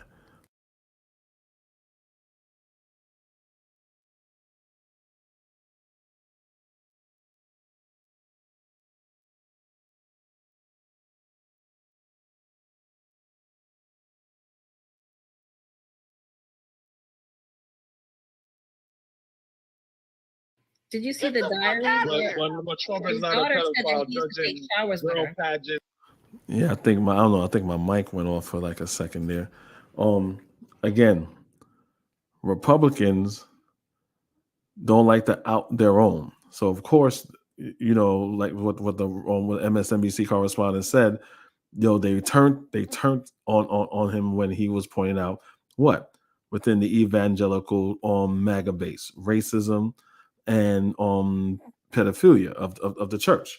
And they turned on him and did an investigation on him. You got to understand, it's okay for them to do it. And Brandon has that same ideology. If we're gonna call out other people doing it, right? We're gonna call out other people doing it, but you stay silent when we do it. We can molest kids. We could want to molest or have sex with our daughter like Trump. We could rape women like Trump. We could sexually assault women like Trump. We could walk in on 10, 11-year-olds during Miss Beauty contest because according to Brandon, hey, they asked them to judge it. You guys can hear for yourself.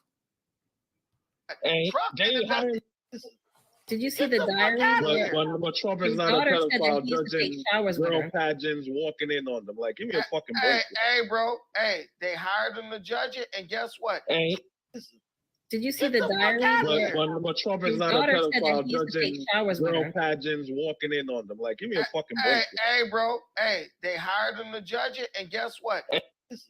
Did you see the What the hell is that? Hey, bro. Hey, they hired him to judge it, and hey, bro. Hey, they hired him to judge it, and guess what? Hey, bro. Hey, they hired him. His response is they hired him to judge it, and Trump's been the most investigated person ever. That's his response to Trump walking in on little girls in their dressing room. To judge it. Hey, bro. Hey, they hired him to judge it. Hey, bro. Hey, they hired him to judge it, and guess what? Hey, bro. Hey, they hired him to judge it, and guess what? Trump They hired him to judge it. And the girl speaking, Stacy, the stupid yard gal, she's not even going to push back on him, like saying, whoa, whoa, whoa, whoa, whoa, whoa. Okay, Joe Biden is creepy, saying, he'll look at girls, touch their shoulders, all kind of weird. Okay, yeah, that's fine. I give that to you. That is weird, right? But someone that says that, hey, they hire him to judge him walking in on naked girls, she says nothing. These people are cowards. They hire him to go back there walking in on them. But you're a Republican, so it's cool. Has been, hey, bro, hey. Like I said, but you're a Republican. Yeah, they hire him to judge it, but they didn't hire him to walk in on them. But you're a Republican, so it's cool. He wasn't pushing back on that. He was just making an excuse for Donald Trump to be a freaking pedophile creep. They hired him to judge it, and guess what? Hey, bro. Hey, they hired him to judge it, and Trump didn't hired him. Exactly. So there's that. So there is a lot of truth, right? There's a lot of truth to what that evangelical Republican minister was saying. And that was the type of narrative that he was pushing back. And he didn't get the memo. I was like, no. You only do that to liberals and Democrats. You only call them on their alleged, or if it looks funny, you just go full on calling them pedophiles and groomers and all this stuff. But you leave our pedophiles and our groomers alone.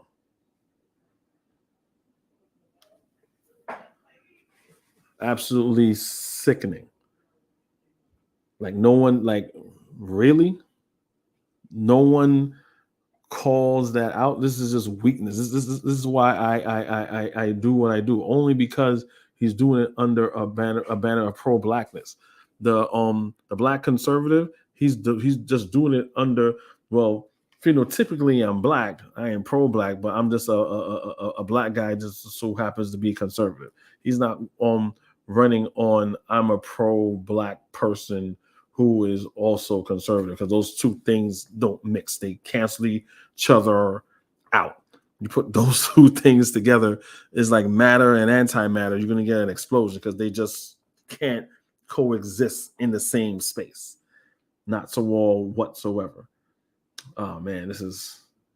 I think I might cut it. You know what? You get the gist because I'm trying to cut this down low. But pretty much the guy just pretty much has a testimony.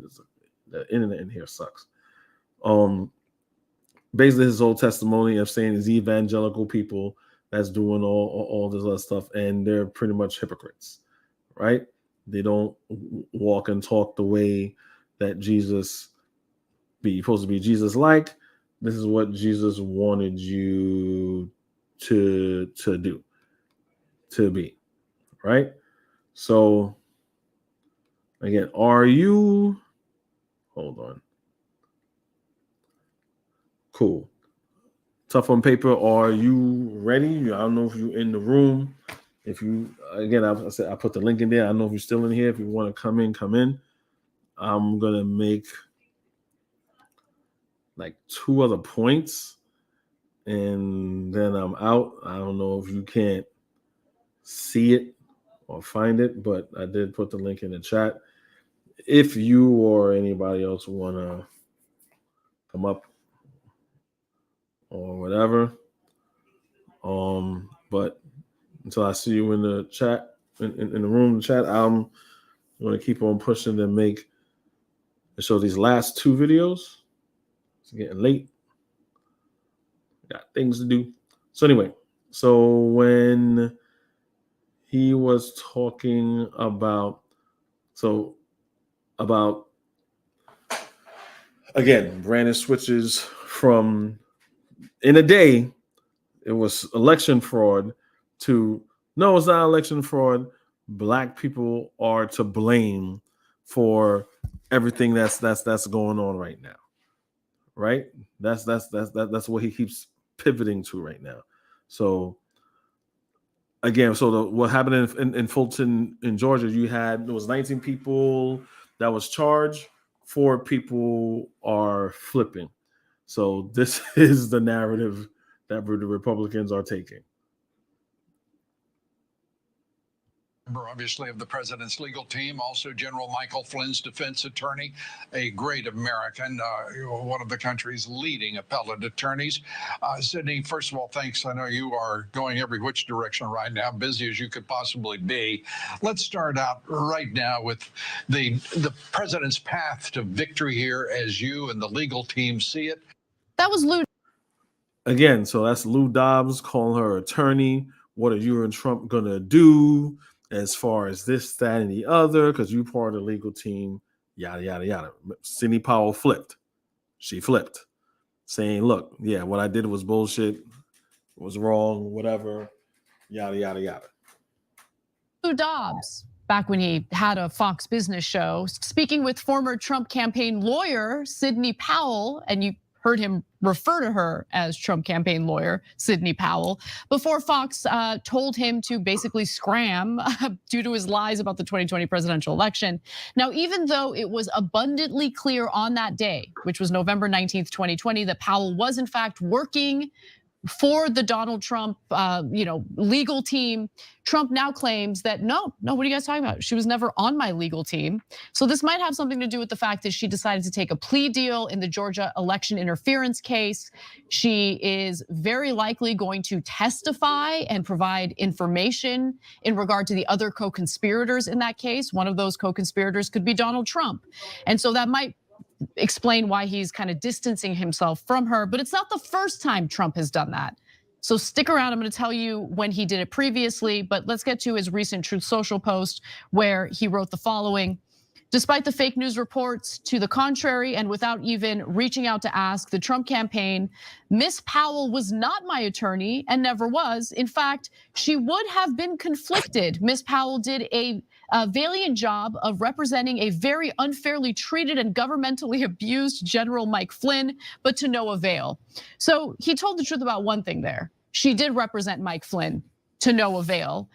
She was in fact Trump's most vocal defendant publicly as he was undergoing investigation for his alleged ties to Russia during the Mueller investigation. Apparently, Powell's outspokenness drew the attention of Trump's ex-national security advisor, Michael Flynn, who hired Powell as his lawyer in 2019, more than a year after he pleaded guilty to lying to the FBI about his contacts with the Russian government. In fact, fast forward to November 14th of 2020 when Trump tweeted the following: "I look forward to Mayor Giuliani spearheading the legal effort to defend our right to free and fair elections. Giuliani, Joseph DeGeneva, Victoria Tonsing, Sidney Powell, and Jenna Ellis, a truly great team added to our other wonderful lawyers and representatives," Trump said. But Trump is our best candidate. He's our best candidate. He's with no other person. It's better for the job. He's a liar. And again, these are people who he picked that that supposed to represent him, and he's throwing them on the bus. I know who that person is. She never represented me. His own tweets. These are his own tweets. Said. So, I mean, how much more evidence do you need? Guys, they were in the same press conference. You all saw it with your own eyes. And she talked about releasing the Kraken. She was famous for saying that they were going to release the Kraken of evidence. And what did that Kraken have? Nothing, zero, no evidence. 60 court cases, they never put together anything together. Is Sidney Powell a terrible lawyer? I have no idea.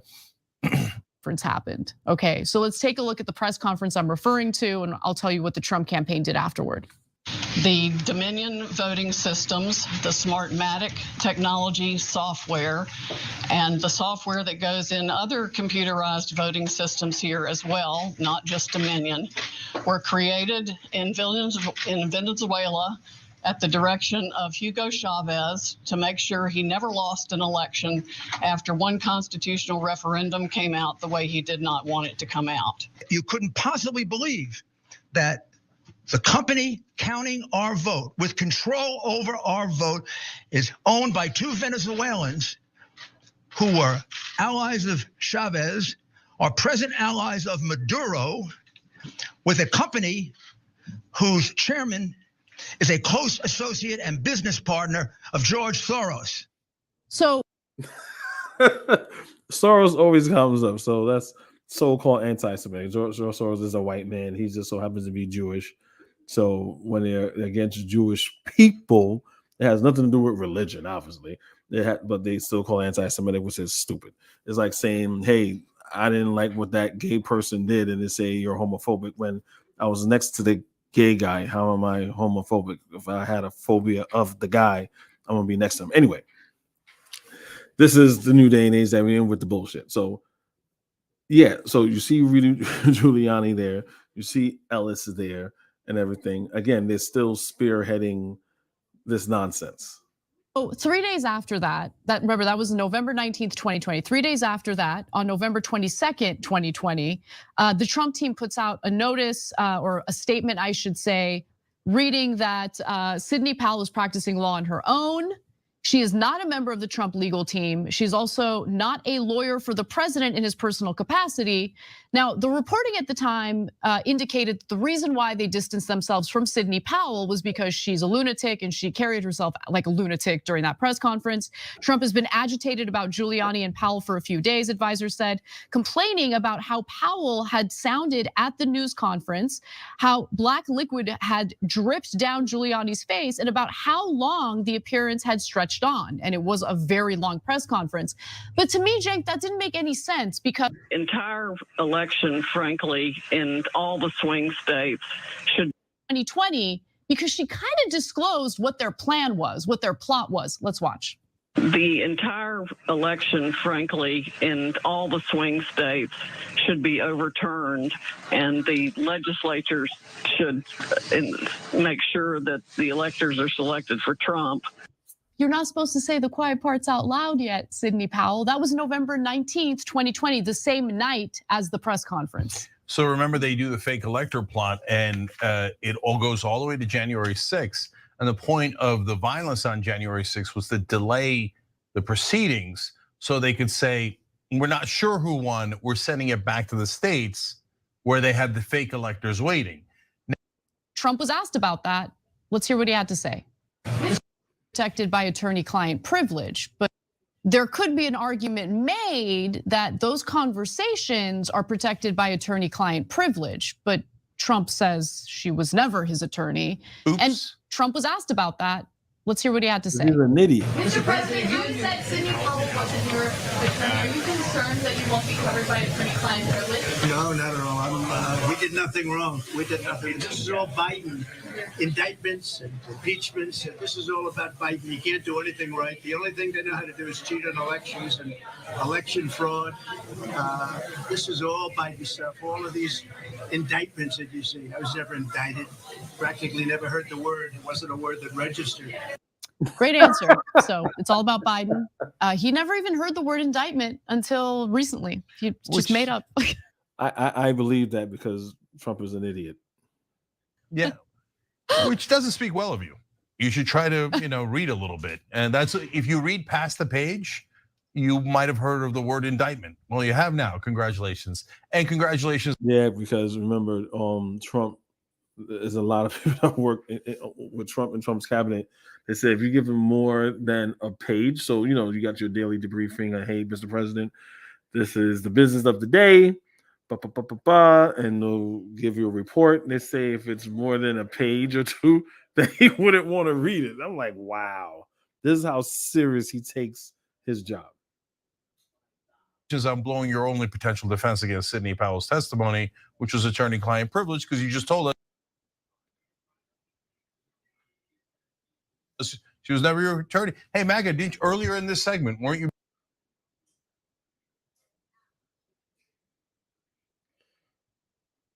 I mean, I think that's it. Yeah, I think that's it. You know what? I think that's basically it. Yeah, I think that was it. That showed me everything.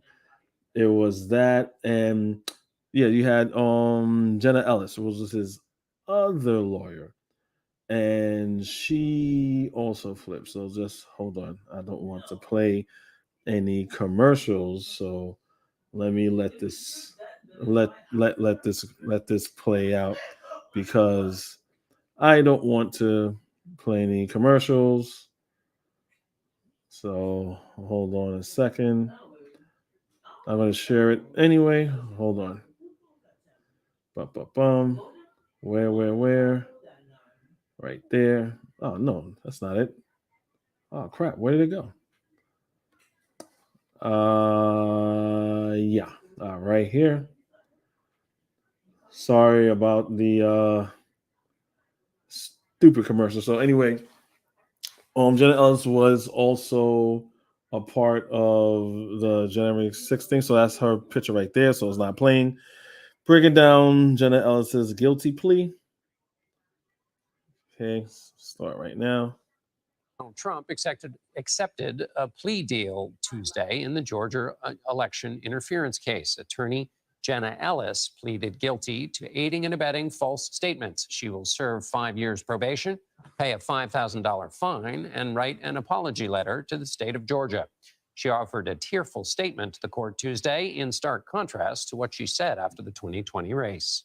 All of your fake news headlines are dancing around the merits of this case and are trying to delegitimize what we are doing here. What I did not do, but should have done, Your Honor, was to make sure that the facts the other lawyers alleged to be true were in fact true. If I knew then what I know now, I would have declined to represent Donald Trump in these post-election challenges. 4 out of 19 co-defendants. They're being gracious with her. That whole thing, she was just crying and stuff like. I mean, that's her plea deal, whatever. She didn't want to go to jail, so I think it's 5 years probation. She has to pay restitution, an apology letter, and all the other stuff. So you can see right there, it says charged in 2020 Georgia election case. So we just did Sidney Powell. Jenna Ellis is right next to her. You got Chesbrough, Kenneth Chesbrough, and you got Scott Hall. The guy that was ahead of the main guy, which is his chief of staff, is Mark Meadows, right? Mark Meadows is trying to delay it. He's putting in trying to put in injunctions and delays. Like, hey, let's try this later. or whatever because he doesn't want to flip. He wanted to take it to the Supreme Court, all that because he doesn't want to try and enjoy. Because obviously, if he tries the Supreme Court, right, and not locally, then he has some friends over there. He can probably pull some strings. So he can't do that because it's being tried in Georgia. It's a Georgia case. They did the fraud in Georgia. So these are these honest people, and that these MAGA morons feel that no, they're being railroaded, but they have all this evidence, but they keep delaying procedure. They want to move it somewhere else, right? Evidence is evidence, right? But they never have the evidence, right? So, and again, they did Jenna Ellis. Grace, she was, like I said, crying through the whole thing. It was like, do you feel sorry for her? Or like, all right, whatever. I guess I'll take it. So basically, these are all the people you see here. Defendants have so far pleaded guilty. They've also agreed to testify truthfully in future trials related to the case. Let's bring in Nick Lewis. He's the founder and manager. So again, so they're gonna as far as their plea deal, right? They're gonna have to testify against all the other people. So let's say it stays like this until trial date. These 4 people are going to testify against everybody else, right? They're going to testify against everybody else because they're already found guilty. They've been indicted. Again, I explained to you guys before. I don't know if those of you missed it. I went through the legal process of what it takes to be indicted. Proof has to be presented, right? The judge, do you have a judge that has to look over that proof? And once that proof is looked over, the judge says, hey, look, this is sufficient enough evidence to see if the indictment need to be ordered. A jury looks at it. Several people look at it and say, wow, this is damn enough evidence for an indictment. So again, January 6th, Trump already knew that he lost. Everyone in his cabinet, even people here said, yes, he knew that he lost already. And this is what he wanted to do to the election scam. He had his opportunity. He went to over 50 cases, his own judges that he appointed, and they all turned it down because he did not have any evidence. If he had any evidence, then it went through the process. Like, okay, look, this is evidence that we see here, whatever, yada yada. But that did not happen. So Trump went through the legal way of doing it. It's like, damn, that's not good enough. I thought these people that I hired, like Kavanaugh, and he's a Supreme Court justice and all this other stuff, and and all my loyalists and all that. I think he's a mob boss. They're gonna, I gave you a position. You scratch my back, and scratch yours. But people are not gonna want to lose their position. So you have people what's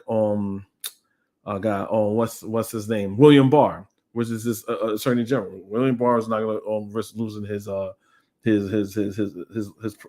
license to practice law just to lie for you. And William Barr looked for election fraud. He's like, there's no white election fraud.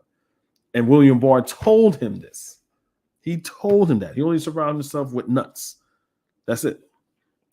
So anyway, that's pretty much it. I just wanted to, I know it's been a long one, but it's like just so much stuff to cover, so yeah, that's pretty much it. I pretty much again, I keep doing it again and again, prove that this fake Pan-African grifter Brandon is nothing than what it is, a fake Pan-African grifter just named Brandon. That's it. That pretty much